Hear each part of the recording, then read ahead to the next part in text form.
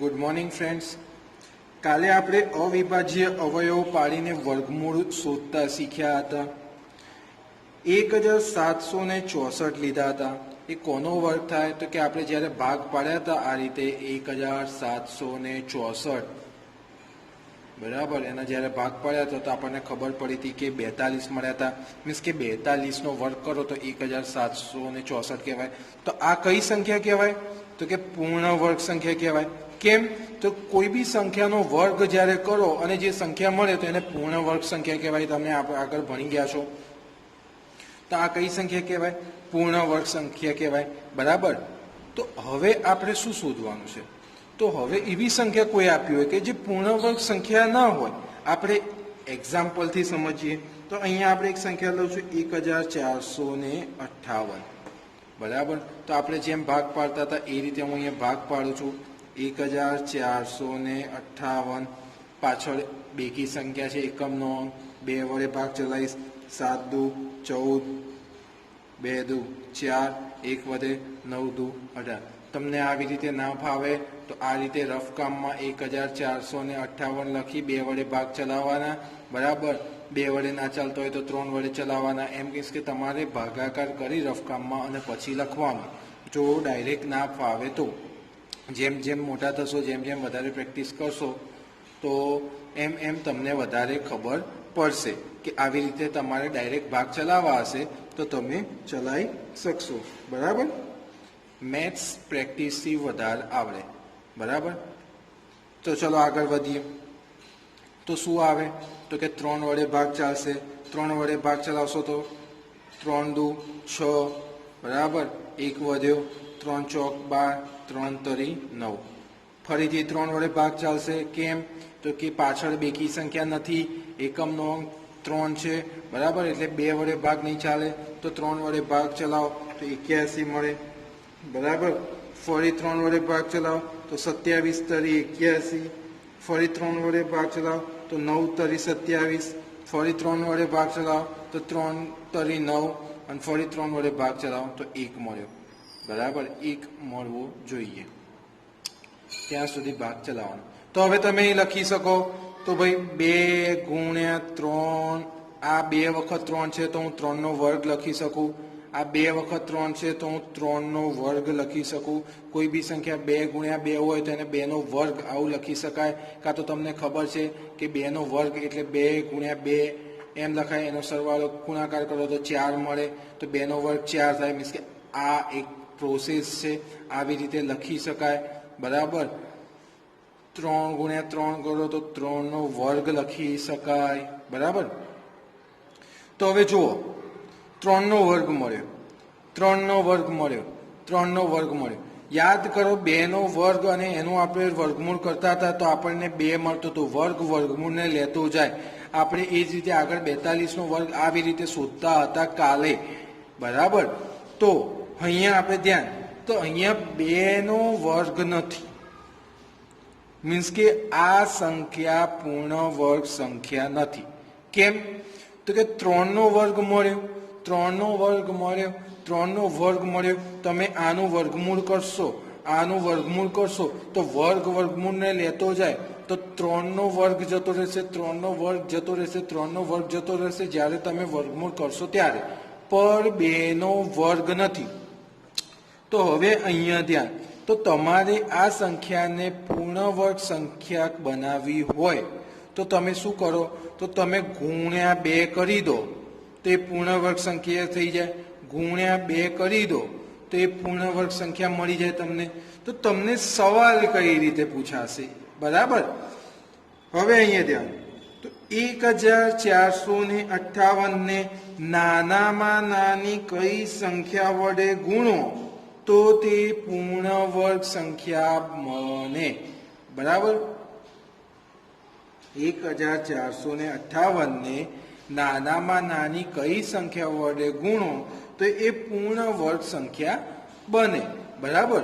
તો એવો સવાલ જ્યારે પૂછ્યો હોય તો ત્યારે તમે જ્યારે આવી રીતે ગણતરી કરો તો બધાના વર્ગ મળે, જે સંખ્યાનો વર્ગ ના મળે, જે સંખ્યા બે વખત ના મળે, અહીંયા બે એક જ વખત છે, તો એ સંખ્યા વડે જ્યારે ગુણો તો તમને જવાબ મળે. તો અહીંયા તમારો જવાબ શું આવે? તો કે નાનામાં નાની બે વડે જ્યારે તમે ગુણો તો પૂર્ણ વર્ગ સંખ્યા મળે. તો ચલો નાનામાં નાની બે વખત વડે ગુણો તો 1458 ગુણ્યા 2 બરાબર 2 ગુણ્યા 3 નો વર્ગ ગુણ્યા 3 નો વર્ગ ગુણ્યા 3 નો વર્ગ, ઉપરથી જ લખું છું, કંઈક નવું નથી, ગુણ્યા 2. તો શું કર્યું? તો 2 વડે આને ગુણ્યું, તો ભાઈ 2 વડે આને બી તો ગુણવું પડશે, કેમ કે આ જે સંખ્યા હતી એ જ આ સંખ્યા હતી. તો અહીંયા ગુણ્યાકાર કરીને 2 કરો તમે, તો અહીંયા બી ગુણ્યા 2 કરવું પડે, બરાબર. તો તમને શું મળશે? તો આનો ગુણાકાર કરશો તો 2916 મળશે. તો અહીંયા શું મળશે? તો કે 2 નો વર્ગ લખી શકાય, બરાબર. પહેલી વસ્તુ અહીંયા ધ્યાન રાખજો, ગુણાકારમાં 2 છે, અંદર ગુણાકાર છે, બરાબર. આ બધા સ્ટેપ ભલે કૌંસ કર્યું છે, પણ આ બધા સ્ટેપ એ ખાલી તમને જણાવવા માટે છે કે આપણે 2 વડે ગુણ્યું છે. આનું કૌંસ કરું એમ આનો કૌંસ થાય, એવી રીતે તમને સમજણ પડે એના માટે.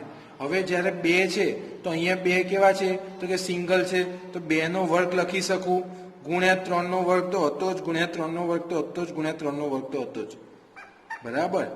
હવે એક વસ્તુ છે કે ભૂલથી બી અહીંયા ગુણાકાર ના કરી દેતા, 3 દુ 6 કરીને પછી એનો વર્ગ, 3 દુ 6 એવી રીતે ના કરતા, નહીતર ખોટું પડશે.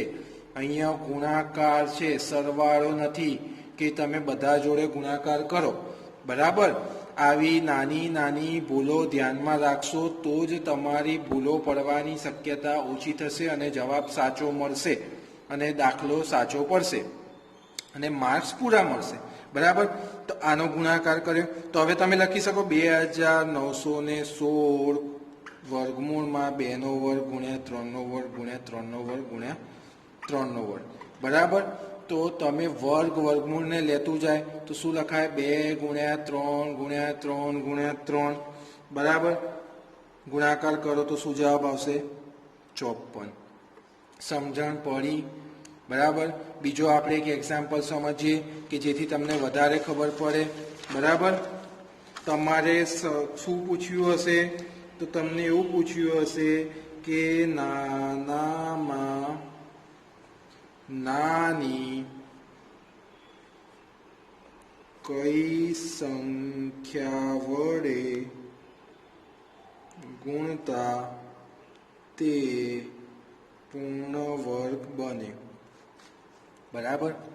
નાનામાં નાની કઈ સંખ્યા વડે ગુણો તો એ પૂર્ણ વર્ગ બને.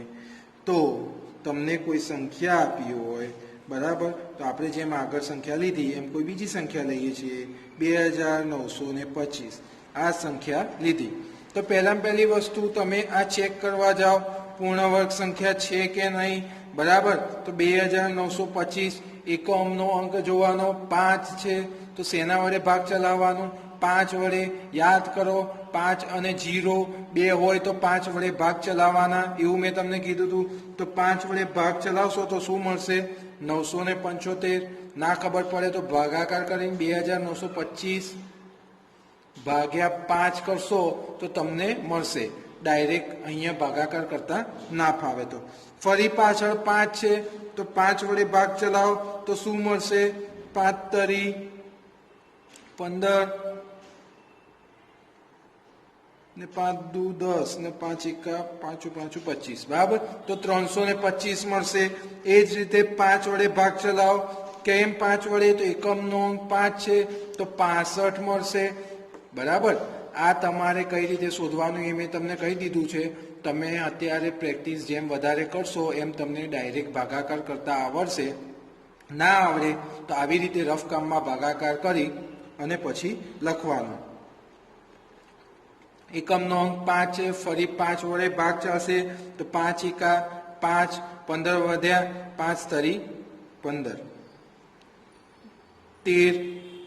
13 ના તમે ભાગ પાડો તો કોઈ એવો ઘડિયો બોલો કે જેમાં 13 આવે? તો કે ના આવે. 13 એ એક જ એક અવિભાજ્ય સંખ્યા છે, તો 13 એકા 13, બરાબર. 13 11 એ પોતે જ અવિભાજ્ય સંખ્યા છે, ઓકે. એટલે આપણે અહીંયા 13 વડે ભાગ ચલાવ્યો. તો હવે અહીંયા હું લખી શકું શું મળ્યું તો કે 5 2 વખત મળ્યા, 5 2 વખત મળ્યા, 13 એક જ વખત મળ્યું. તો એનો મતલબ શું થયું કે ભાઈ પૂર્ણ વર્ગ સંખ્યા નથી. તો હવે પૂર્ણ વર્ગ બનાવી હોય આ સંખ્યાને તો શું કરાય તો કે 13 વડે ગુણી દો. 13 વડે ગુણી દો તો આ શું થાય તો કે 13 નો સ્ક્વેર થઈ જાય. બરાબર. તો હવે શું લખવાનું 2925 ગુણ્યા 13 બરાબર 5 નો વર્ગ ગુણ્યા 5 નો વર્ગ ગુણ્યા 13 ગુણ્યા 13 કર્યું. કેમ કૌંસ કરો તો બી ચાલે, ના કરો તો બી ચાલે. આને 13 વડે ગુણો તો આને બી 13 વડે ગુણવું જ પડે. હંમેશા બેલેન્સ રાખવું જરૂરી છે. બંને બાજુ 13 વડે ગુણવા એટલે જરૂરી છે કે અહીંયા તમે 13 વડે ગુણો તો આ સંખ્યા ને આ સંખ્યા સેમ ના આવે, બદલાઈ જાય. આપણે પૂર્ણ વર્ગ આ સંખ્યાને બનાવવાની છે તો આને બી 13 વડે ગુણવા જ પડે.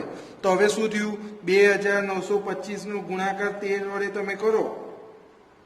બરાબર.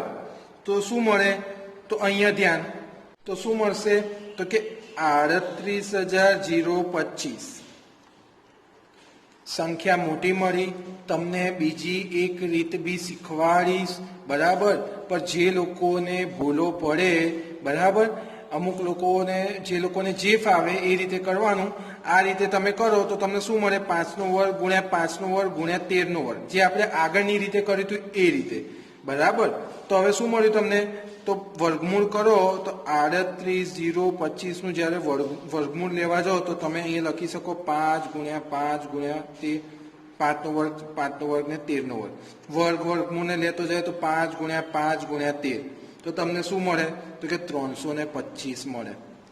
હવે બીજી વસ્તુ તો 3825 નું તમારે વર્ગમૂળ શું મળે તો કે 325 મળે. બરાબર. હવે બીજી મેઇન વસ્તુ કે તમને અહીંયા સવાલ શું પૂછ્યો હતો નાનામાં નાની કઈ સંખ્યા વડે ગુણતા તે પૂર્ણ વર્ગ બને છે. તો શું 325 તમારો જવાબ છે તો કે ના. તો નાનામાં નાની કઈ સંખ્યા તો કે નાનામાં નાની 13 સંખ્યા વડે ગુણ્યા. બરાબર. આગળ શું હતું તો કે નાનામાં નાની કઈ સંખ્યા વડે ગુણ્યું હતું તો કે નાનામાં નાની 2 વડે ગુણ્યા હતા. 2 વડે ગુણ્યું તો આપણને પૂર્ણ વર્ગ સંખ્યા મળી હતી. તો અહીંયા આપણે કેટલા વડે ગુણ્યું તો 13 વડે ગુણ્યું તો પૂર્ણ વર્ગ સંખ્યા મળી ગઈ. હવે ધ્યાન રાખજો અહીંયા તમને શું કીધું તું ગુણતા. બરાબર. એ જ રીતે રકમમાં નાનામાં નાની કઈ સંખ્યા વડે ભાગતા તે પૂર્ણ વર્ગ સંખ્યા બને. ધ્યાન રાખજો નાનામાં નાની કઈ સંખ્યા વડે ગુણતા કીધું હતું એટલે આપણે ગુણ્યા 3 કર્યું હતું, ગુણાકાર 13 કર્યું હતું, ગુણાકાર 2 કર્યું હતું આગળના દાખલામાં. કેમ તો કે આપણને કીધું હતું કઈ સંખ્યા વડે ગુણો તો પૂર્ણ વર્ગ બને. હવે એ જ રીતે તમને એવું પૂછાય કે કઈ સંખ્યા વડે ભાગો તો પૂર્ણ વર્ગ બને. તો કઈ જ મોટી વસ્તુ નથી, સિમ્પલ વસ્તુ છે. આના આ જ રકમ લઈએ છે 2325. તમને શું મળ્યું હતું અહીંયા હું લખું છું 2925. બરાબર. તો 2925 માં તમને શું મળ્યું હતું અહીંયા આ રીતે ગણતરી કરવાની. તો આ રીતે ગણતરી કર્યું તો 5 નો વર્ગ મળ્યો, 5 નો વર્ગ મળ્યો અને તમને 13 મળ્યું. તો હવે હું ભાગાકાર કરું તો 2925 ને અહીંયા કઈ સંખ્યા એકલી સંખ્યા છે, 13 સંખ્યા એકલી સંખ્યા છે. તો એકલી સંખ્યા છે તો શું કરાય મીન્સ કે તમે 13 વડે ભાગી કાઢો તો 13 જતા રહેશે. તમે અહીંથી 13 ને રિમૂવ કરો કાં તો 13 ને કાઢી મૂકો. બરાબર. તો 5 નો વર્ગ ને 5 નો વર્ગ તમને મળી જાય તો તમને પૂર્ણ વર્ગ સંખ્યા મળી જશે. પણ આ 13 ને કાઢવા જરૂરી છે. તમને શું કીધું છે ભાગતા. તો તમારે શું કરવું પડશે 13 વડે ભાગો તો 13 જતા રહેશે. મીન્સ કે 2925 ભાગ્યા 13 કરો. બરાબર. આવી રીતે ના લખો તો તમે 2925 ભાગ્યા 13 આવું લખો તો બી ચાલે અને છેદમાં 13 કરો તો બી એ ભાગાકારમાં જ ગણાય. તો 5 નો વર્ગ ગુણ્યા 5 નો વર્ગ ગુણ્યા 13 ભાગ્યા 13 આવું થાય. હવે તમે જ્યારે છેદ ઉડાડતા હતા તમારી જાણકારી માટે તો 5નો વર્ગ ગુણ્યા 5નો વર્ગ ગુણ્યા 13 ભાગાકાર મીન્સ કે ભાગ્યા 13 કરે તો આવી રીતે લખાય ભાગ્યા 13 તો 13 જતા રહ્યા તો તમને શું મળ્યું 5નો વર્ગ ને 5નો વર્ગ તો એ જ રીતે અહીંયા તમે ભાગાકાર કર્યા તો તમને શું મળશે તો કે 5નો વર્ગ ગુણ્યા 5નો વર્ગ તો તમને ખબર જ છે 2925 ભાગ્યા 13 કરશો તો 225 મળશે હવે જવાબની ચકાસણી માટે 5નો વર્ગ 5નો વર્ગ તો તમે જ્યારે વર્ગમૂળ લો તો શું થાય 5નો વર્ગ ગુણ્યા 5નો વર્ગ બરાબર શું થશે વર્ગ વર્ગમૂળને લેતો જાય તો શું થશે 5 ગુણ્યા 5 પાછું 25 બરાબર પાછું શું મળ્યું 25 તો 25 એ શું છે તો કે 225નો જ્યારે વર્ગ કરશો તો 225 મળશે 225નું જ્યારે વર્ગમૂળ આવું વર્ગમૂળ લેશો તો કે 25 મળશે 25 ગુણ્યા 25 કરશો તો 225 મળશે બરાબર હવે તમને ક્વેશ્ચન શું પૂછ્યો હતો કે નીચેનામાંથી નાનામાં નાની કઈ સંખ્યા વડે ભાગતા પૂર્ણ વર્ગ સંખ્યા બને છે બરાબર તો પૂર્ણ વર્ગ સંખ્યા માટે આપણે નાનામાં નાની કઈ સંખ્યા વડે ભાગ્યું તો કે 13 વડે ભાગ્યું તો તમારે શું લખવાનું કે નાનામાં નાની 13 વડે ભાગતા નાનામાં નાની સંખ્યા 13 છે કાં તો નાનામાં નાની સંખ્યા 13 વડે ભાગતા પૂર્ણ વર્ગ સંખ્યા આપેલ સંખ્યા પૂર્ણ વર્ગ સંખ્યા બને છે બરાબર ખબર પડી ધ્યાન રાખવાનું છે ગુણાકાર કરવાનું કીધું છે કે ભાગાકાર ગુણાકાર કીધું હોય તો ગુણ્યા કરવાનું ભાગાકાર કીધું હોય તો ભાગાકાર કરવાનું બરાબર સમજણ પડી અહીંયા મેં એક રકમ લખી છે આગળ વધીએ તો રૂટ મીન્સ કે વર્ગમૂળમાં 132 એ કઈ બે પૂર્ણ સંખ્યાઓ વચ્ચેની સંખ્યા છે હવે ધ્યાન રાખજો તમને શું કીધું છે ક્વેશ્ચન પહેલા સમજજો વર્ગમૂળમાં 132 એ કઈ બે પૂર્ણ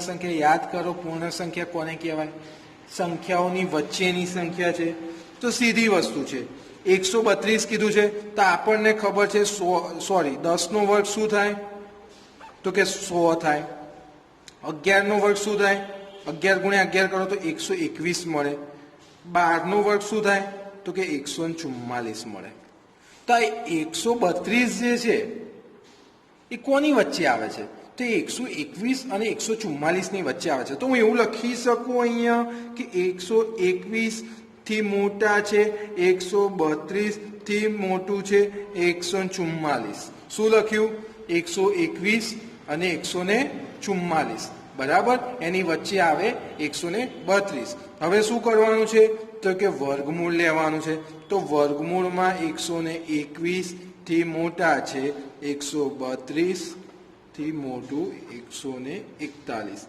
થી મોટું એટલે લેસ ધેન લ જેવું હોય એને લેસ ધેન કહેવાય અને ગ જેવું હોય એને ગ્રેટર ધેન કહેવાય લ જેવું હોય આ જે બાજુ હોય એ સંખ્યા મોટી સંખ્યા હોય આ જે સંખ્યા હોય નાની કહેવાય આના કરતા નાની કહેવાય એ જ રીતે આ જે ખૂણો જે બાજુ જે નાનો છે એને નાની કહેવાય અને આ હોય એ બાજુ મોટી કહેવાય બરાબર મીન્સ કે જે બાજુ પહોળી વસ્તુ છે પહોળું છે ત્યાં તમારે મોટી સંખ્યા આવે અને બીજી બાજુ અણી જેવું છે ત્યાં નાની સંખ્યા આવે તો આમાં શું કહેવાય આ સંખ્યા નાની છે એના કરતાં મોટી છે એના કરતાં મોટી છે તમને ખબર છે 11નો વર્ગ શું મળે તો કે 121 મળે કાં તો 11 ગુણ્યા 11 કરીને જોઈ લેવા તો તમને ખબર પડી જાય કે ભાઈ તમે 10નો વર્ગ સુધી તો તમને મોઢે જ છે તો તમને ખબર છે 100 મળે તો 11 ગુણ્યા 11 કરવાના એટલે 121 મળે 12 ગુણ્યા 12 કરો તો 144 મળે ખબર પડી કે 132 આ બેની વચ્ચે છે તો 121 એ કોનું વર્ગમૂળ કરો તો 121 શું મળે તમને